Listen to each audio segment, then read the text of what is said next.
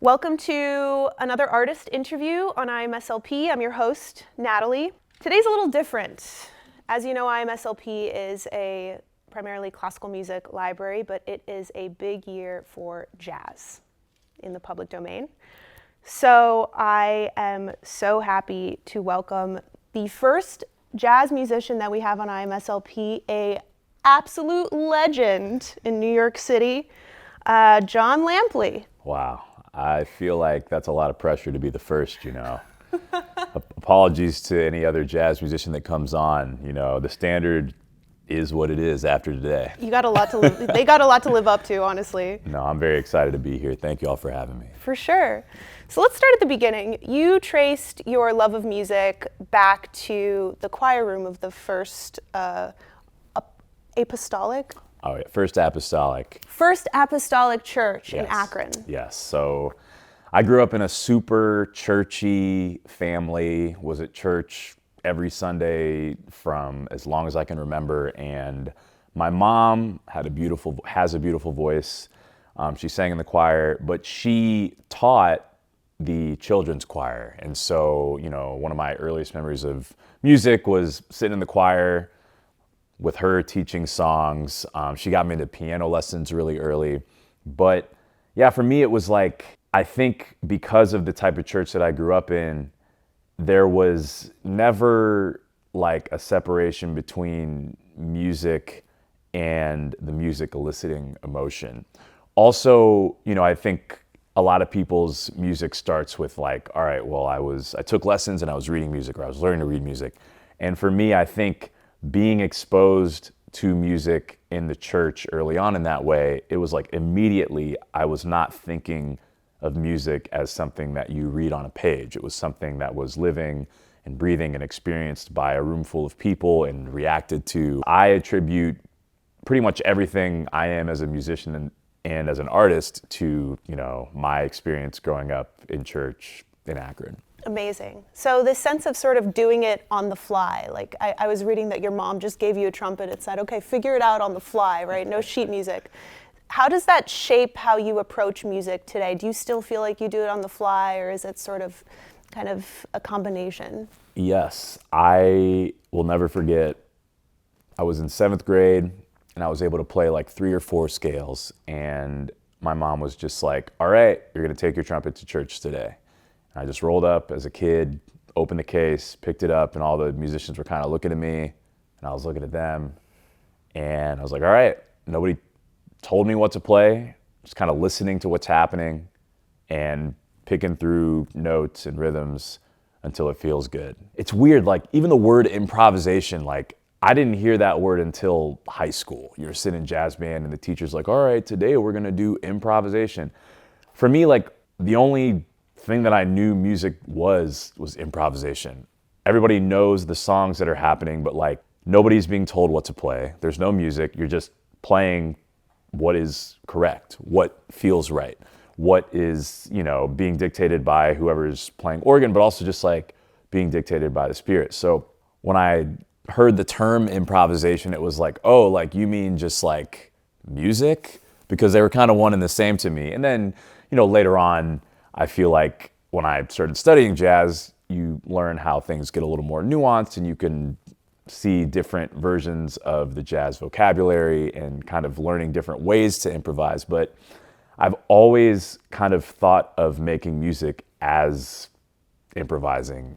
A lot of people call improvisation spontaneous composition because essentially you're writing music, it's just happening on the spot. And so I think that everything that I do has some component of improvisation tied to it, whether it be like a song that is pretty specific, but there's like a solo here, or songs where the framework is just like, here are a couple of chords, but everybody's kind of like doing their own thing. I just really think that music that is made in that spirit, it's really fun, but it's also very inviting. Like people can feel, oh, these people on stage are kind of, you know, daring each other to try different things. And I think that that music is really, really fun and exciting to listen to. Yeah, and I think that I really love that you brought that up. talking about the relationship between classical music and jazz. If you go back to, the 1800s, some of our, great legends, Beethoven, Mozart, Bach, they were described as improvisers. Right. And I think that is a connection that's not often explored between classical and jazz. Was there a moment where you thought, I can't do anything else but music? This is my path. I want to do music. There was definitely a moment, but it did not come until much later for me. A lot of the people that I play with now, I feel like they knew they were on that path when they were in 4th or 5th grade. Their parents were like, all right, this is what you're doing, or they were like, this is what I'm doing. Some people, you get to high school and you're like, this is the path I want to be on, whether it's like I'm writing songs all day or I'm practicing my instrument 8 hours a day. For me, I ended up going to college at the Ohio State University. I applied at Ohio State, and my freshman year, I was a psychology and pre-medicine major.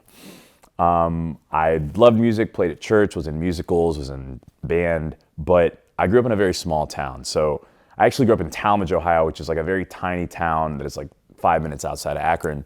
And nobody necessarily was saying, oh my gosh, man, you have such an inclination and talent towards music. You got to do that for a living. It was like, oh man, you have great grades. Like you could be a politician or a lawyer or a doctor.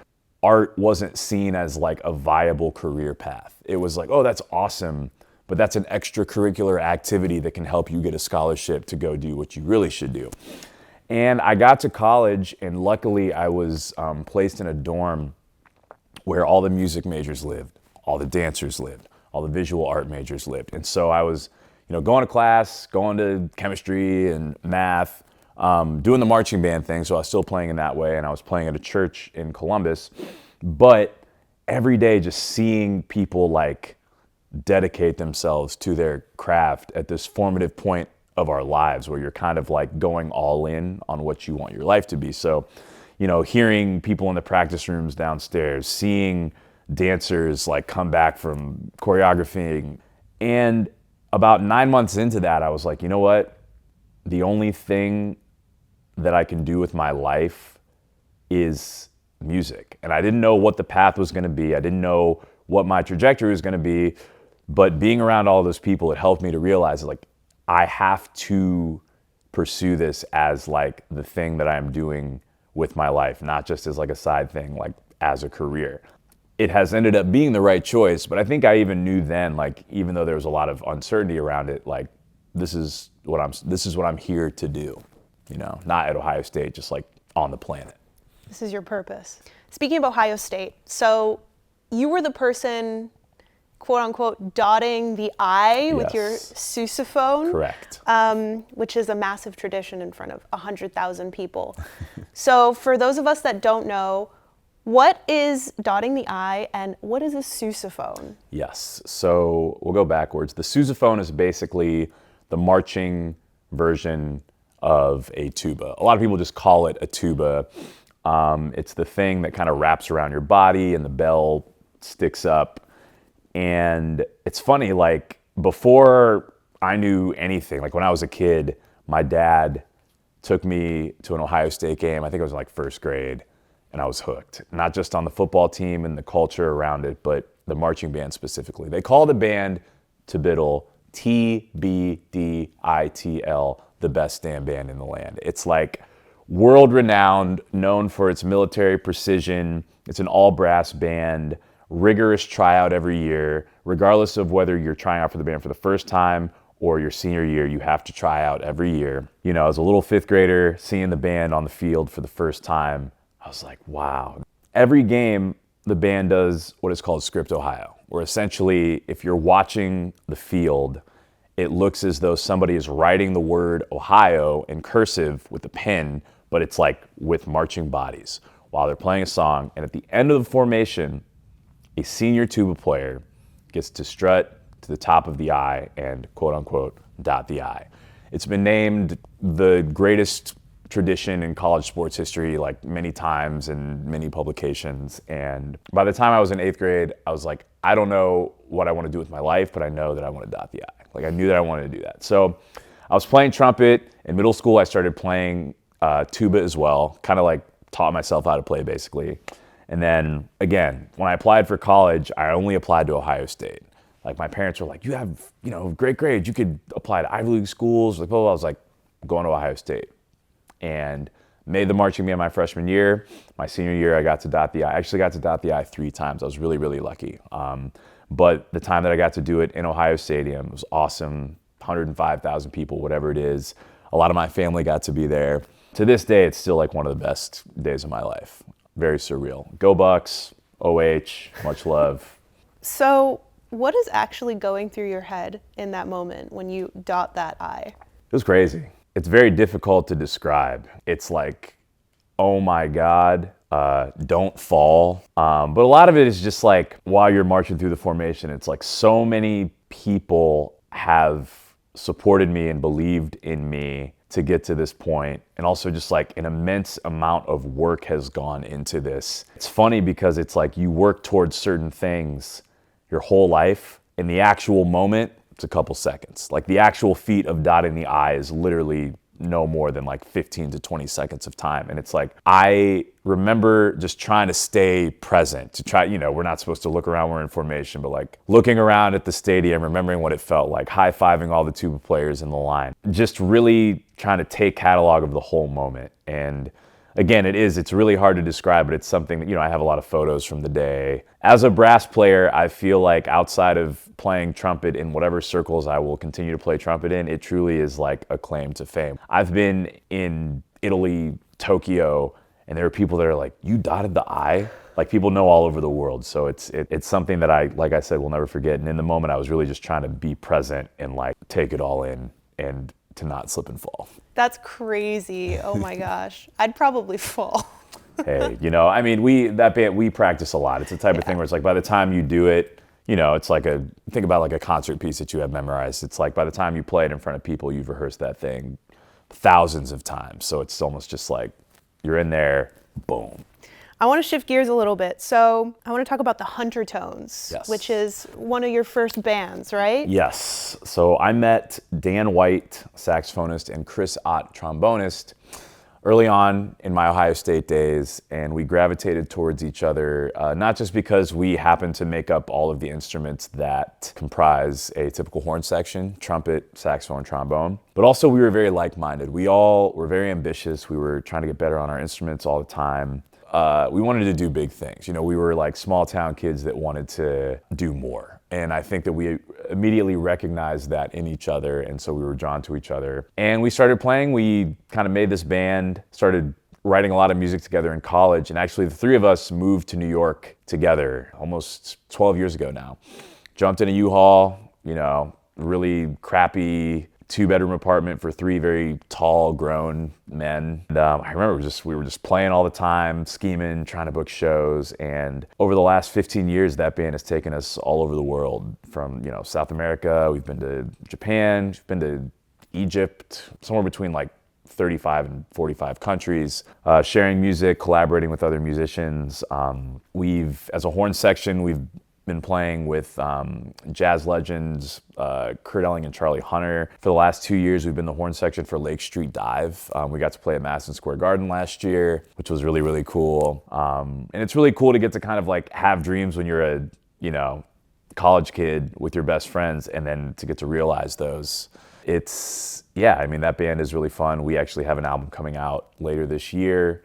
And it's kind of a really interesting blend of like jazz, but also all the other stuff that we like to listen to: hip hop, funk, rock, gospel, etc. Incredible. As a classical musician, I'm thinking about, chamber music because that's the closest thing I have to a band. So I'm curious, what has it been like to blend not just, I'm assuming, 3 very different sounds, but personalities? That is a great question. When you watch a quartet or even an orchestra, I've been able to go to a few shows. For example, the Juilliard Orchestra does stuff at Carnegie Hall all the time, and I was able to be up close. And you can see the musicians like breathing with each other. You can see them communicate, they're looking at the conductor, but you can see the way in which an ensemble that has worked together for a long time or practices together, rehearses together, they start to move together, they start to breathe together. And that leads to phrasing together, dynamic contrast happening together. And I think the exact same thing can be said, for a band like Huntertones, where it's like the three of us, very different personalities, very different styles of performing, but because we spend so much time with each other, not just musically, but like in the van, you start to kind of understand each other's tendencies, and things start to flow in a way that is beyond, what you can write on a page. Like, I know when Dan and Chris are going to cut off notes. We're moving together, we're phrasing together. A lot of times, it's almost like we all have our musical vocabularies, but we've developed this shared musical vocabulary where Chris will start an idea and I know exactly what he means, and I'll pick up on that, and then the three of us will kind of start moving together. And that's extended to the rhythm section as well, where it's like all six of us have this really kind of unique blend that only comes from just spending a ton of time, not just playing with each other, but traveling with each other, eating with each other, laughing with each other. And I think that type of chemistry is not just for rock bands or jazz bands.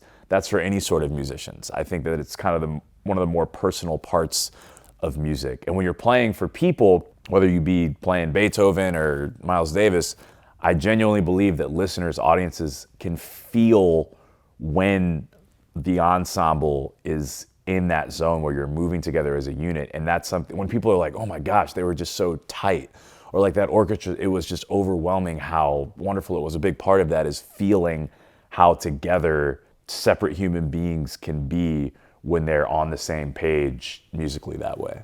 Wow. Yeah, I love that you're making that connection as well to orchestras, and I understand what you're saying. That's Totally. Very cool. Yeah, I think that music genres, and I'm not just saying this to be like, oh, like I'm music colorblind. I genuinely believe that it's like this giant soup to me, where it's like there's not, like jazz is where they improvise and classical is where it's like proper and it sounds like this. You could listen to a Bruce Springsteen song, a Bach song, and a John Baptiste jazz composition, and I promise you'll be like, wow, like there are moments where those sound, I can hear the same thing happening. And it's because they all influence each other. Classical music sounds and structures have influenced harmony in jazz. The blues has inspired classical composers. It's not separate. And I think when you listen to music in that way, it kind of makes it way more enjoyable and allows you to appreciate how the wide influence of different musics on each other is what makes them all so unique. Clip that. That's Clip it. Clip it. You heard her. You heard her. That's amazing. That is wow. As we're talking, I'm realizing, and I know this about you as well.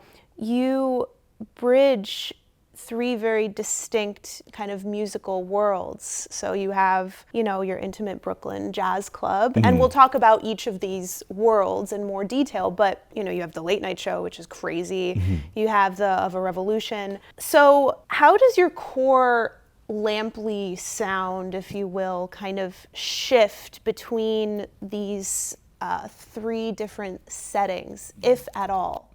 I think that something that I have wanted to be a trademark of my career thus far, and hopefully forever, is that no matter where you hear me, it's not just, oh, that was a great trumpet player. It's like, oh, that's Lampley. That is the Lampley sound. That is the Lampley look, the way that he engages. And I've been really fortunate that the different entities that I've been able to be a part of, Huntertones, OAR, which is, a rock band, the band at the Late Show, now known as the Great Big Joy Machine, but initially led by John Baptiste, now led by Louis Cato. My own music, it's way different, but I'm able to bring, like all of those things are very different, but I'm able to bring myself as a trumpet player and a performer to all of those different things and to all of those different entities, voices, whatever you want to call them.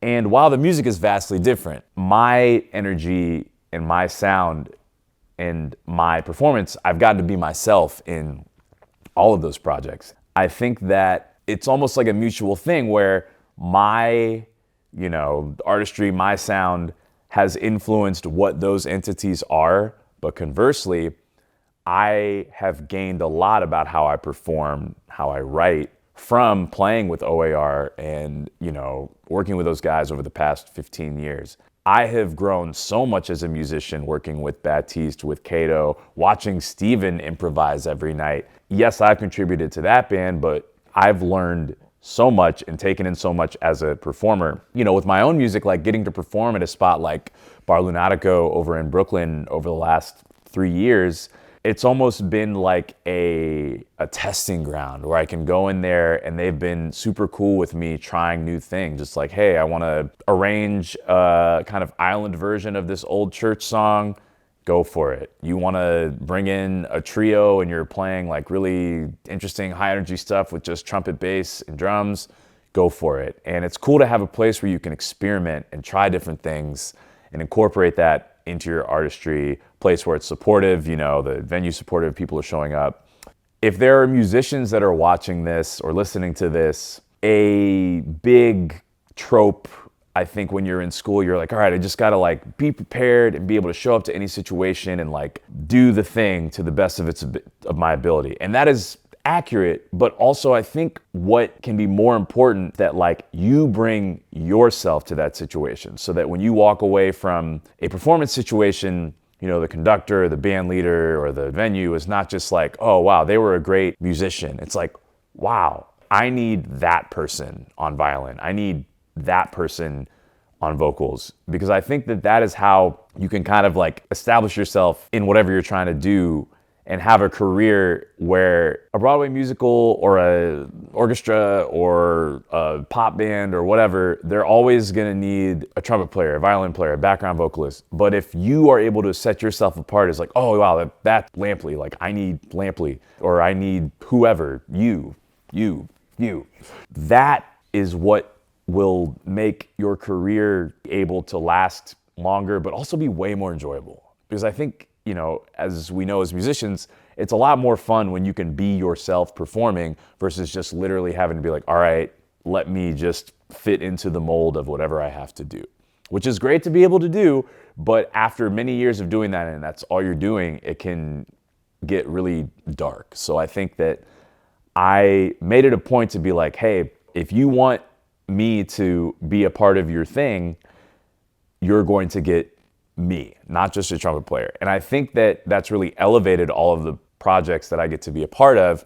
And what's been really cool is like stepping into my own artistry where it's like, there's nobody being like, you have to do this, you have to do this. It's like, no, all right, well, you get to be you. And it's been really, really fun to kind of pick the music I want to play, write the music I want to play, but also kind of like create the character of Lamps that is like all of the things that I want to be and project as an artist on stage and through my music. Incredible. That is so important, I think, for everyone listening. I also think it probably makes the people you collaborate with better and pushes them to maybe be more of themselves as well. You learn from each other, you play off of each other. I think it's a valuable lesson for me. Totally. And I mean, I know, again, like this is a classical space, and a lot of what is not just celebrated, but just kind of a part of the tradition is to be able to like play in a very specific way. If you're playing a piece, you want to kind of like emulate the way it was played in this way or that way. And I don't think there's anything wrong with that, but I do just think even in the classical setting, like bringing yourself to it, whether it be musically, but also like your personality, like your vibe, to where when you walk away from a situation, everybody's like, man, I really liked working with them. Not just like as a musician, but just like I just think that's really, really important. Like if we weren't talking about music and we were talking about finance or we were talking about marketing, it's like same thing where it's like when you get to a certain point, a lot of people are really good at the thing, but if it's like, man, I really liked working with that person, that I think is what lasts and what can make your career not just like long, but enjoyable. Enjoyable, yeah, wow.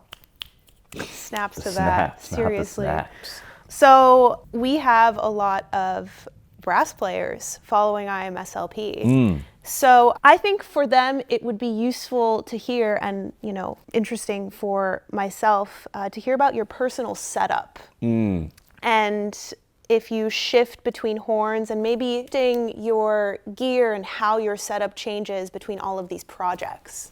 I am like the worst person you could talk to about this type of thing. I'm more of a feel guy, you know? Okay. No. I'm happy to talk about it though. There's an incredible shop here in New York, Jay Landris Brass. Josh Landris is an incredible figure in the brass community. He repairs instruments, he sells instruments, and I have played on a custom Josh Landris horn for many years, and I still have one. I recently have been playing on a Martin Bohm trumpet, who is a manufacturer out of Germany. But again, it's the type of thing where like I walk into the store and I'm like, hey, let me just try some stuff. This feels good, this feels good. Because for me, it's like, I don't know, like even from a technique standpoint, it's like I didn't have a formal trumpet lesson until I was in college. So a lot of how I learned how to play the instrument was just kind of like, how do I sound like my favorite singer at church? How do I get this sound? And eventually I started to learn technique things when I was in college, but this idea of like, as long as I can get to my sound on the instrument and it feels good, I'm not necessarily concerned about the why.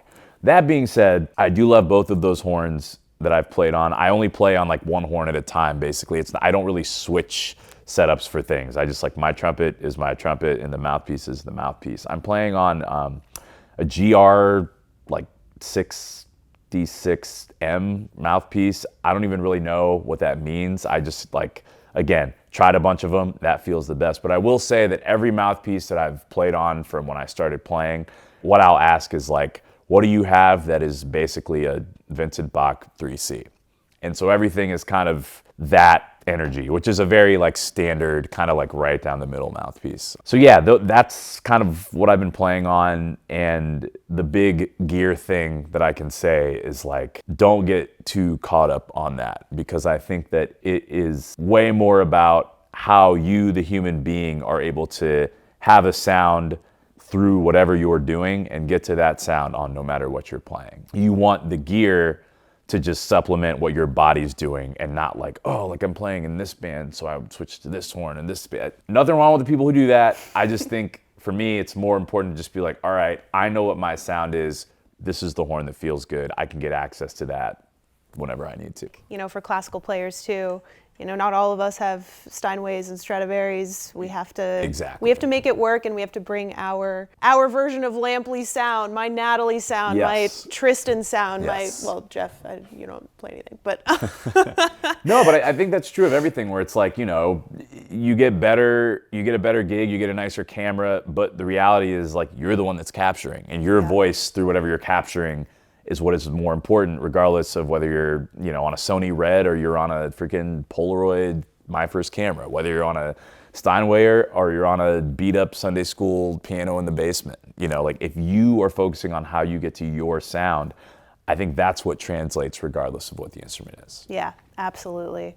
I want to talk about late night, because that is a crazy gig. Let's talk about it. So how did the opportunity to join Stay Human, which is what it was called before, which I'll ask about later. How did that come about? So I moved to New York in 2014. I started playing with some musicians that were in the Juilliard scene. A drummer named Sammy Miller led a band called Sammy Miller and the Congregation. And I kind of just stumbled upon Sammy, and we hit it off real well. And he was like, hey, I've got this project. You play trumpet and tuba. I think you'd be great for it. And so basically we started doing like the late night set at Dizzy's, which is the club at Lincoln Center. So like once a month we'd play there for a week from like, you know, 11:30 p.m. to like 1:30 a.m. I'd lug my Sousaphone to Dizzy's and back from Flatbush in Brooklyn. We started to develop a chemistry. It was really fun. It was like the music, we were playing the music of like Duke Ellington and some of the music Sammy wrote, but it was, we were like running around the stage. It was really, really fun presentation of jazz music. And I really loved that. And one of the nights we were playing, Joe Saylor, who is John Baptiste's longtime drummer, was there. And apparently, the story goes, he texted John. He was like, hey, there's this guy I've never seen before playing trumpet and tuba. He sounds pretty good. A couple of weeks later, I got an email. I was like, hey, this is John Baptiste's management team. It's just been announced that he's going to take over The Late Show. He's doing some shows through the spring and summer to kind of like build out a bigger band and see what might work. Would you be interested in playing these couple of shows with John? And there was a thing in New York, and the other one was a Newport Jazz Festival. And so I'm like, yeah, definitely.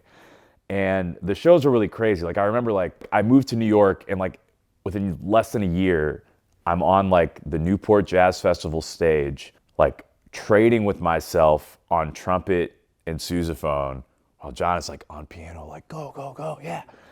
And so, you know, that happened. I ended up going back on tour with OAR through the rest of that summer. And in July, I got an email from Dan Fetter, who was the house band manager at The Late Show. He's like, hey, John Batiste wants you to be a part of The Late Show team. Are you down? And I remember I was like on the tour bus. I was like, you guys, like, check out this email I just got. And so I got back to New York and told them, I was like, hey, I'm touring with a lot of different projects, but like whenever I'm here, I would love to be here. And the show was really gracious with me for the first 5 years, where like whenever I was in New York, I was in the band at The Late Show, and they were also very understanding of my touring schedule. But for the last, I guess, 6 years, I've been full-time at the show, which has been amazing. But that's kind of the Spark Notes version of how that came to be. And to say that that band and that show and that gig has been life-changing still feels like that is even an understatement. It's been so many things for me. Wow. You never know who's listening. You never know.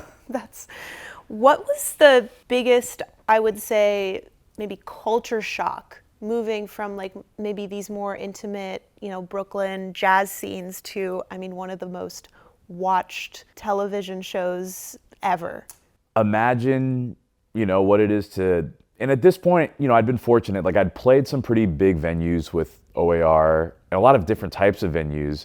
Yeah, you walk into rehearsal and you're just in the Ed Sullivan Theater, and you see the cameras, and you know, you see Stephen Colbert right over there, and it's like, I don't know how to describe it. There's a feeling that's like, wow, this is surreal. But you know, back to the beginning of our conversation, it's like I didn't know how or why, but I knew that music was the thing that I needed to do. And so then being in this situation, you're like, whoa, this is surreal, but there's also an element that's like, yeah, like you knew this. You didn't know what it would be, but like you knew that this was like the path. So it was just kind of like trying to balance that like surrealness and also sense of purpose in the moment, while also just being like, don't mess up. you know, just like the gravity of the situation being like, I want to bring myself to this, and like, this is a really big opportunity, and I just want to bring the best version of myself to it. And, you know, I'd say within a few weeks of doing the show, it goes from like, oh my gosh, this is crazy, to like, all right, I'm a little more comfortable with the cameras and the lights. And then you get in a couple years and it's just like, you don't even think about it. Yeah. Like, you know, anything. Mm-hmm. But yeah, I mean, it's been surreal to be over there, and, you know, not just working with the band and Steven every night, but through being in that band, have gotten to perform with artists like Stevie Wonder, Billy Joel, Paul Simon, the list goes on and on. It's like very surreal. Wow. Tell Billy Joel we're trying to contact him. I know. Oh, you trying to get him? Yeah. We'll see what strings can be pulled. I'm curious about the name of the band, Stay Human. So from what I read, the band's name is this literal mission to keep music sort of social and connected. How do you personally define that philosophy, stay human? And what do you do to keep the music human, if you will, in that environment, on that stage? So the band on The Late Show with Stephen Colbert has gone through many iterations. Currently, the name of the band, which just shifted recently, is Louis Cato and the Great Big Joy Machine. Before that, we were known as Louis Cato and the Late Show Band, and the original iteration of the band was John Batiste and Stay Human, which was an extension of John's band, Stay Human. So before he was on the Late Show, John Batiste was touring with John Batiste and Stay Human, which was like the intimate version of that band was John, Eddie Barbash on saxophone, Joe Saylor on drums and tambourine, and Ibanda Ruhumbika on tuba. Ridiculous tuba player. I think that initial phrase, stay human, I really love that phrase because it really does a great job to encapsulate what Batiste was doing, where it's like, you'll watch John Batiste play some of the most virtuosic stuff on piano, and then he will get up and pick up a melodica and play, "If you're happy and you know it, clap your hands." And I feel like a part of his whole thing is like, there's no difference between these two things. Not really. And this is all a part of the same thing. And there's no need to treat one with some, great, like, oh, this is so complex and highbrow, and this is so infantile. Like, no, it's all coming from the same place. It's all inspired by the same thing. And you can get the same joy and awe and wonder and community out of all of this. And so he would present all of these things together. And I feel like that word "stay human," it's almost like check yourself, like pursue greatness. Don't be afraid of chasing virtuosity, but don't be afraid of, the universal. Don't be afraid of like what's universal, the simplicity, and bringing that all together. And when you go to a John Batiste show, you see all ages, all colors, all creeds joining together and appreciating this experience and this music. And I think that that's what "stay human" means. And, I like I said earlier, I've learned a lot from John, and in my own artistry and music, I think that is a huge part of what I'm trying to do, is like take something that can feel like, wow, they're playing some serious music up there, and combine it with like, wow, like this is the same feeling I get when I'm like going down a water slide, or I'm at like a baseball game and somebody hits a home run, or I watch LeBron James dunk, or I watch Jalen Brunson like execute ridiculous footwork and score over somebody that's 6 inches taller than him. Like that feeling of like, oh my gosh, joy, that's amazing. Like it can all just be the same thing, this human experience that we can all enjoy. Beautiful. It reminds me of something that I was actually thinking about the other day. Sometimes we really treat some of the great classical composers as these demigods, this music that is so almost untouchable, like only a genius can produce it. And, they are geniuses, but they're human. They went through these experiences that you and I go through, just pure joy. Yes. And that's where the music comes from. That's the source of the music. And, I love what you said about like John Batiste playing this incredibly complex thing and then going and playing, what did you say? Happy and you know it. Happy and you know it. It's music. It's music. They are both music. Exactly. Let's talk about night service. Yes. So in 2021, we were all coming out of the pandemic. Everybody had a lot of time to think. And, my career up until this point had been, over a decade of playing in other people's projects, or like playing in a project that was kind of like co-led. And I really felt that now it's time for me to decide, like, who do you want to be as an artist?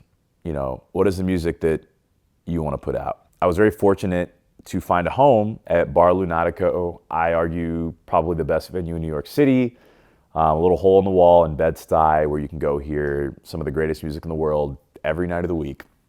Owned by Richard Julian, who is an incredible musician, songwriter, multi-instrumentalist. And, I asked Richard, I was like, hey man, I got an idea for a project. Could you give me a date? He was like, absolutely. And basically on Sunday nights, once every 2 or 3 months, I present a night of music that is a combination of jazz and gospel, storytelling, everything that I have experienced as a musician.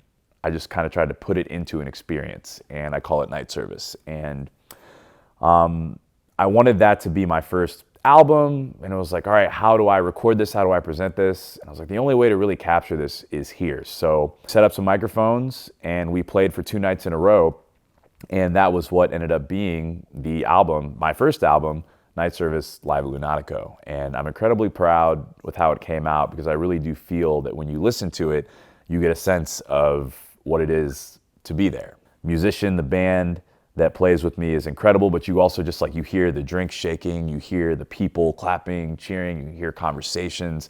And I really, really love that. I love presenting the music in a setting that feels very live and visceral.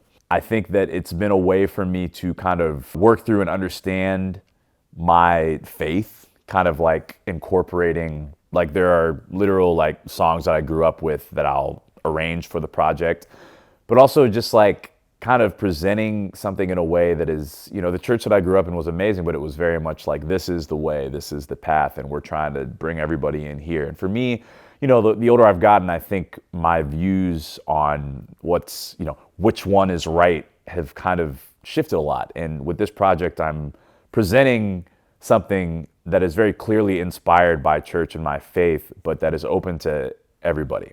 And I think one of my favorite things that I hear is, somebody will come and talk to me during the set break or after the show, and they'll be like, man, like, I've never been to church, or I, went to church and I got jaded and I never went back, but like, this really filled me up. And like, this is like, felt like what that's supposed to be.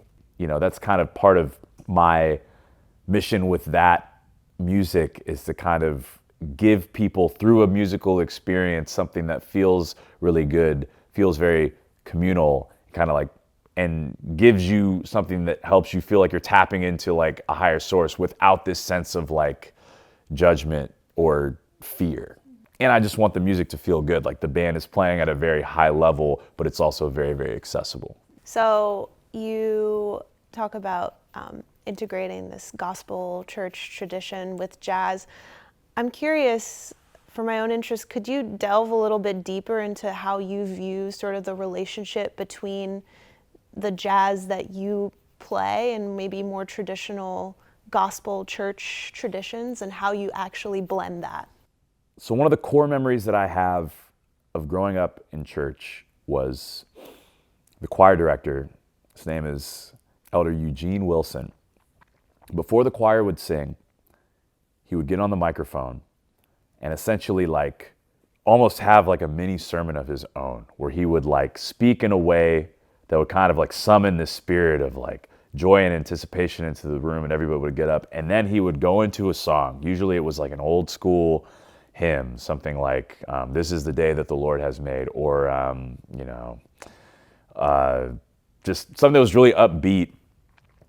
Musicians would all jump in, but the way he would sing it, it's like he could see the spirit in the room and actually like touch it with what he was singing, and he could like completely transform the energy with not only how he was singing, but how he was just like commanding the room from the pulpit. And I remember like that, which is like very indicative of the Black church experience in America, like that, I want the through line of my thing to be that. I want to be able to reach out and like touch a spirit that's in the atmosphere and like multiply it, and then make everybody else be able to feel it and be on board with that too. And I think very specifically with night service, it's not just a concert. I'm constantly like engaging with the audience. There's a lot of call and response. There's a moment in the show where I literally have everybody just like get up and greet each other, meet each other, a lot of sing-alongs. It's not just people watching a show. It's trying to kind of like summon the energy of the moment and the people and the music, and like grab that in a way that everybody else can see that and then grab onto it too. I think that's like the best way that I can describe it, other than, literally, like I play a version of Grandma's Hands, the Bill Withers song, where essentially he's paying tribute to his grandma who like raised him up in church. I play a lot of old hymns kind of reworked. The music that I've written is very much pulling from harmony of old gospel songs, or like the rhythm and feel of old gospel songs, literally, but also like ethereally, spiritually.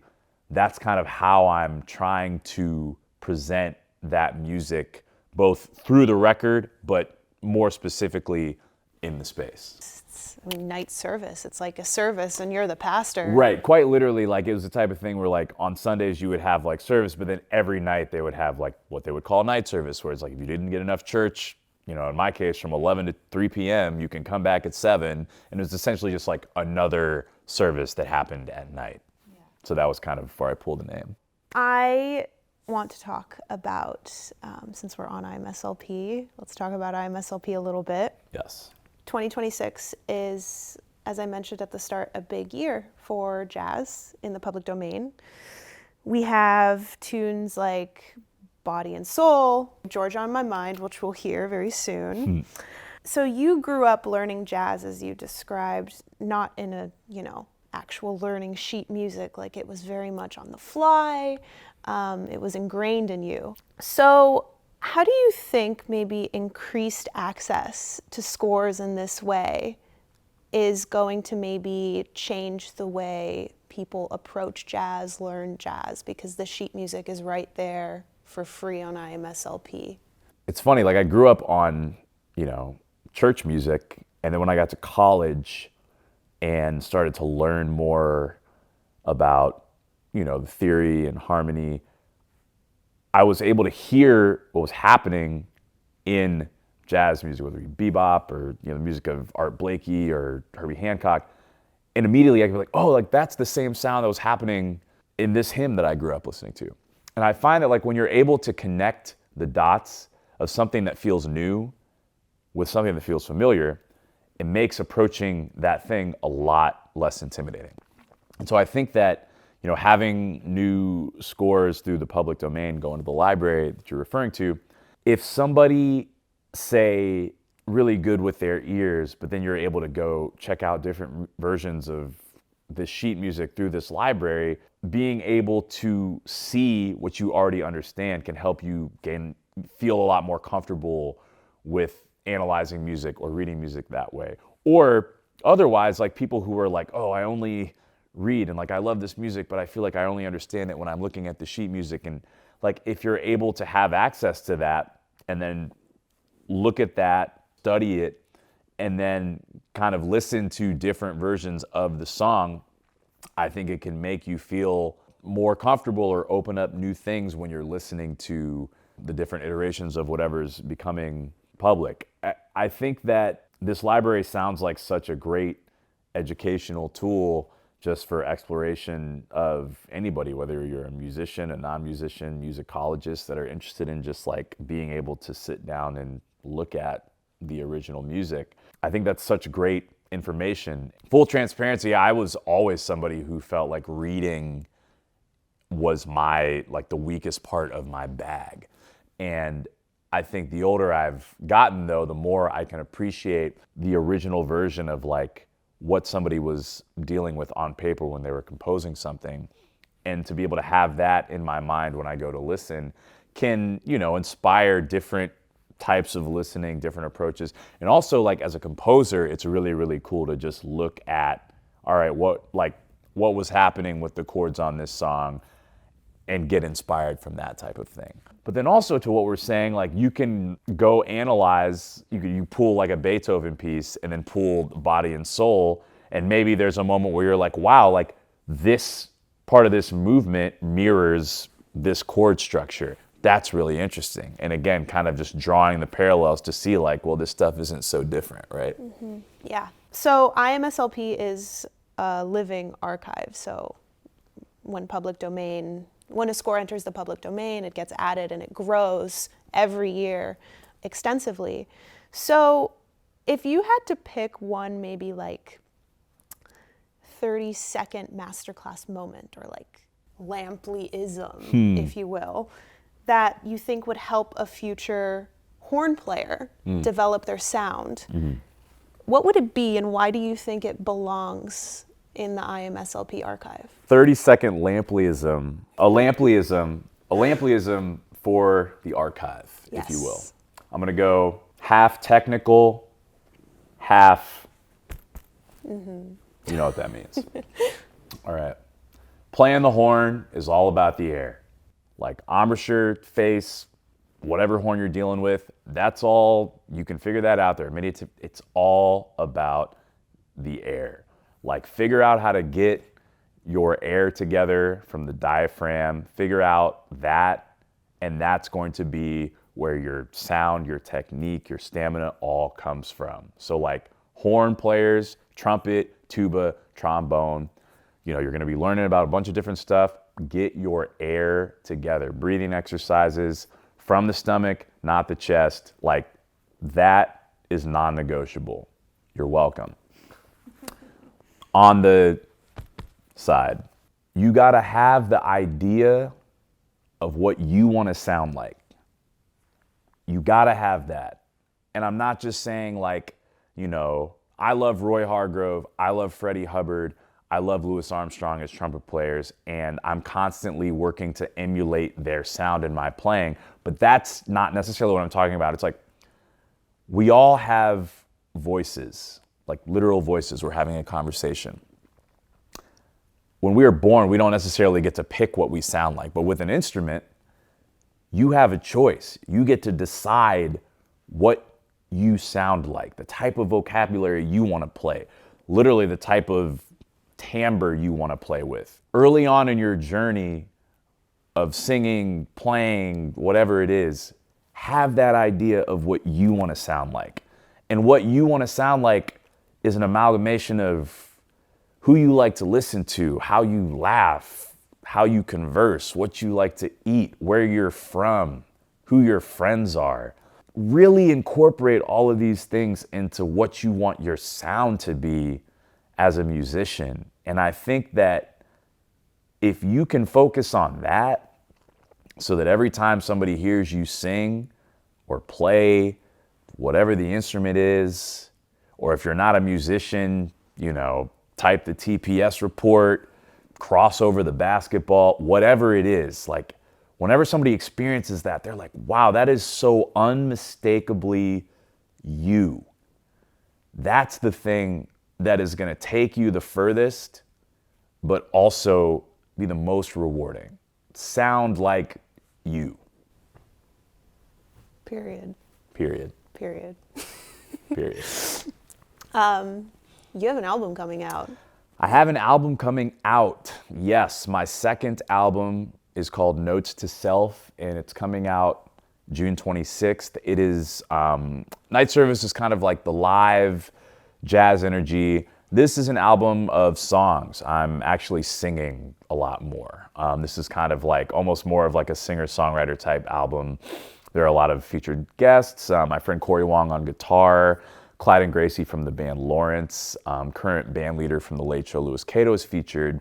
The first single from that album is called Greener, and it is out now. It's kind of my reflection on, we always want what we can't have, and we don't appreciate what we do have. So that's kind of what the first song is about. I'm really excited for people to hear it. I feel like it's an extension of my artistry. There's a lot of gospel influence, a lot of soul influence, still plenty of trumpet, but kind of putting myself out there as a singer and songwriter, but very, very excited about that project. Wow.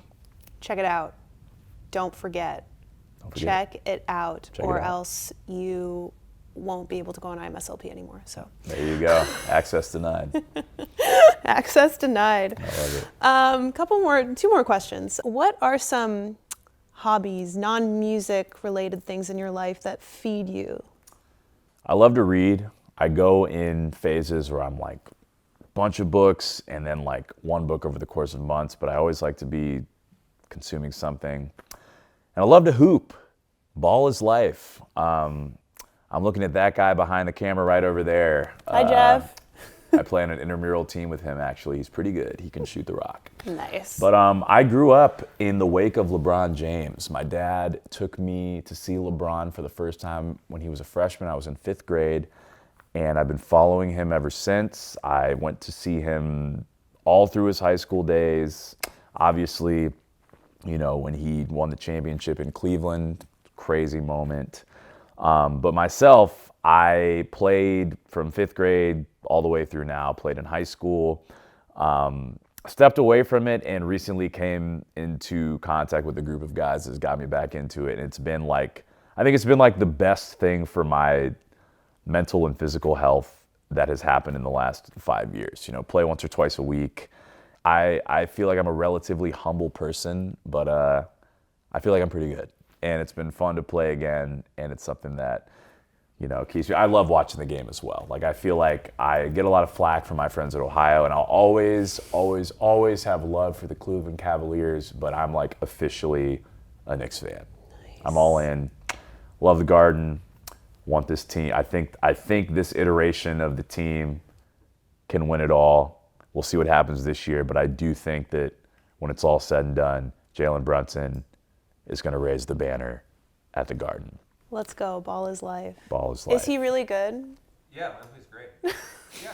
Awesome. I wouldn't have asked him to play on the team if he wasn't good. There we go. Are you kidding? That has to not get cut. Nope, you Don't heard cut it. that. You heard it here. You Well, heard I it asked here. about- If you could go back and tell 14-year-old Lampley one thing, what would it be? Can I go 2? You can go 5. All right, no, we'll go 2. We'll go 2.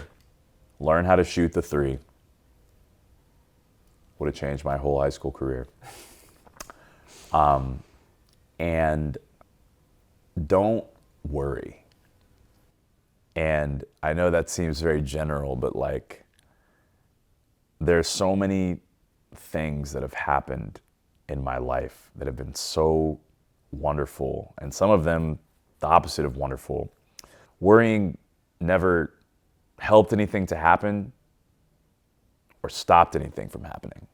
And it kind of has only made it harder for me to make things happen, or has made it more difficult to kind of come out of it when bad things happen. And so I think I would tell myself not to worry. It's really easy in this career of music, and you can expand that into the career of being an artist, to have a lot of anxiety of like, you know, where is the next gig going to come from? Like, am I good enough? Is what I'm making worth hearing? I didn't land a Spotify playlist. Does this suck? Do I move home?